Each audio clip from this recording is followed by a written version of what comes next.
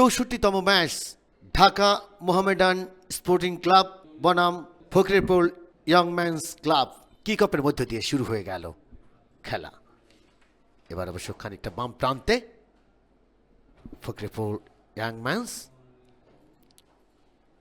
সেখানে অবশ্য মোহামেডান স্পোর্টিং ক্লাবের রক্ষণভাগের ব্যক্তিটির জন্য আমরা অনেক অনেক অভিনন্দন জানাই। এবার অবশ্য আক্রমণে মোহামেডান স্পোর্টিং ক্লাব বিপজ্জনক এরিয়ার মধ্যে, সেখানে ছোট্ট করে বাড়িয়েছিলেন, বাম প্রান্ত দিয়ে ব্লকটা তৈরি করছেন নাম্বার 10, সেখানে অবশ্য স্যামুয়েল ওয়াটেং, সেখান থেকে ব্যাক পাস মিনহাজুর আবেদিন, ডান পায়ের শট বার পোস্টের খানিকটা বাইরে দিয়ে চলে গেল, গোল লাইনের বাইরে।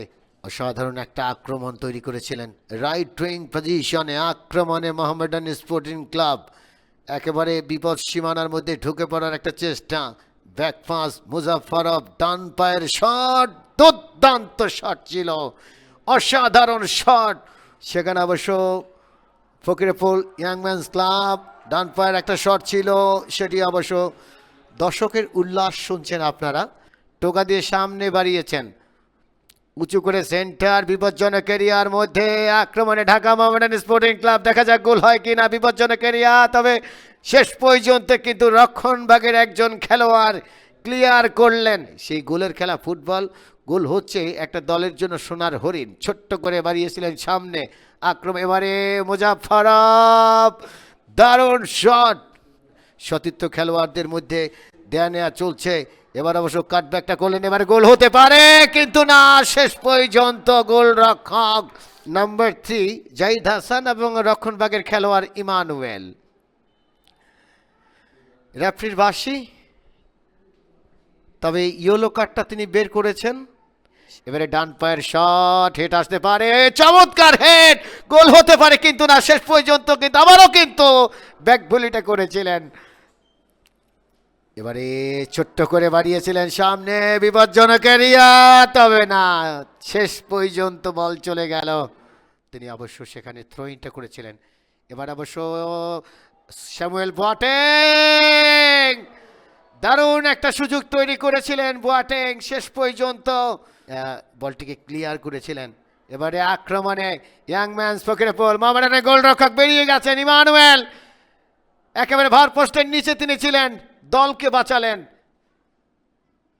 এবার অবশ্য রিয়াল সেন্টার, বিপজ্জনক এরিয়া, এবারে গোল,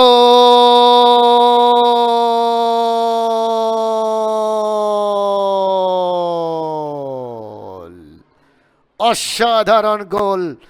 12 নম্বর জার্সিধারী খেলোয়াড় মোহামেডান স্পোর্টিং ক্লাব, দেশের সবচেয়ে পুরাতন দল। অ্যাকশন রিপ্লে একটু দেখে নিতে চাই কিভাবে এই ক্রসটা বাড়িয়েছিলেন 12 নম্বর জার্সিধারী খেলোয়াড়, একেবারে ওই জয় আহমেদ বলটাকে একটু থামিয়ে, বিপদের একটা ঘনা ঘটছে, ব্যাক পাসটা করলেন দারুণভাবে।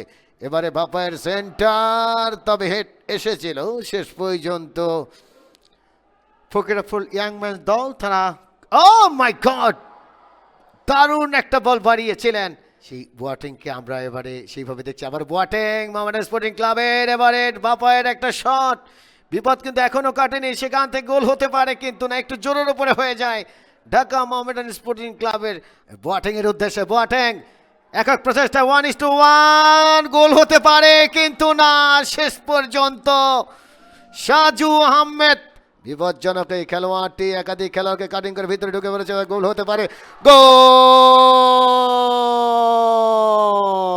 16 নম্বর জার্সিধারী খেলোয়াড় জুয়েল মিয়া কাটব্যাকটা করেছিলেন, কিন্তু সেখানে ওই জয় আহমেদ চমৎকার ভাবে, জুয়েল মিয়া 7 নম্বরে অবস্থান করছেন, তাদের পিছনে রয়েছে পিডব্লিউডি স্পোর্টিং ক্লাব। মুজাফফরভ যেখানেই বল সেখানেই বারবার বলেছে। এবার আক্রমণে ঢাকা মোহামেডান স্পোর্টিং ক্লাব, দারুণ একটা বল বাড়িয়েছেন, এবার আক্রমণে মোহামেডান স্পোর্টিং ক্লাব, সেখানে গোল হতে পারে, গোল, চমৎকার গোল। ঢাকা মোহামেডান স্পোর্টিং ক্লাব কাজের কাজটা করেছেন। অ্যাকশন রিপ্লে দেখুন কিভাবে তিনি রক্ষণভাগের খেলোয়াড়কে ভিট করে গোল রক্ষক ওই সাজু আহমেদকে পরাভূত করে বল জড়ালেন জালে। সেখান থেকে আবারও ইমানুয়েল টোকা দিয়ে সামনে বাড়ালেন। অসাধারণ ফুটবল। এই যখন অবস্থা, রেফারি MZF নাহিদ লম্বা বাঁশি বাজিয়ে জানিয়ে দিলেন খেলা শেষ। খেলার ফলাফল Dhaka Mohammedan sporting club 3, Fakirpur young men's club 0। For more updates, subscribe to our YouTube channel and click on the bell icon. Follow us on Facebook and Instagram. Download T-Sports app to enjoy exciting games and highlights. Visit tsports.com.